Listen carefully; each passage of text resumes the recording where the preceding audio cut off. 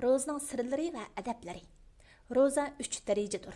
Avamning ro'zasi, alayli kishilarning ro'zasi va alayli kishilar ichidagi alayli kishilarning ro'zasi. Avamning ro'zasi qursoq va avratning shahvatini ado qilmaslikdir.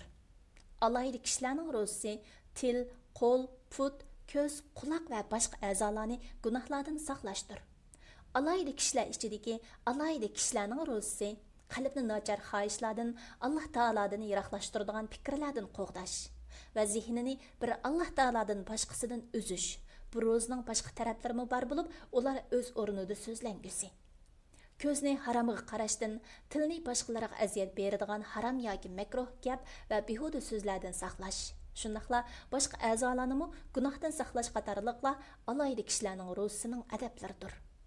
Buxoriy rivoyat qiludiki, payg'ambar sallallohu alayhi vasallam Alloh taolo ro'zdor turib yolg'on gap va saxtipazlikni tark etmaydigan kishining yemak-ichmakni tark etishiga muhtoj emas degan.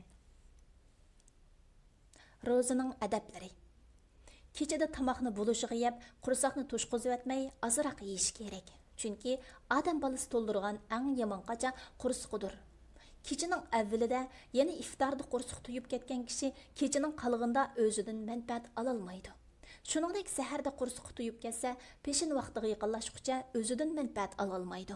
Chunki ko'p yeyish horunliq va bo'shanglikni keltirib chiqardi. Shundaqla ko'p yeganda ro'z tutishdagi maqsad bo'lmish, ochliqning ta'mini tetish va Alloh uchun nafsga yugansilish hosil bo'lmaydi.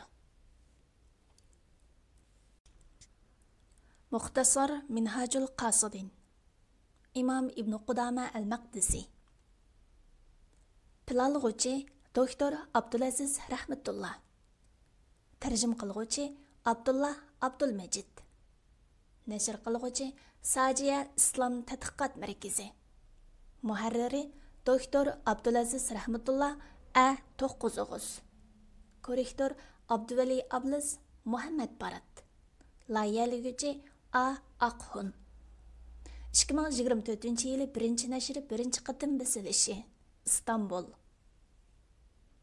Nəşr huquqi Sajiya İslam Tadqiqot Markaziga tava. Har qandaq o'rin yoki shaxsning xohlagancha ko'paytib tarqatishiga ruxsat qilinmaydi.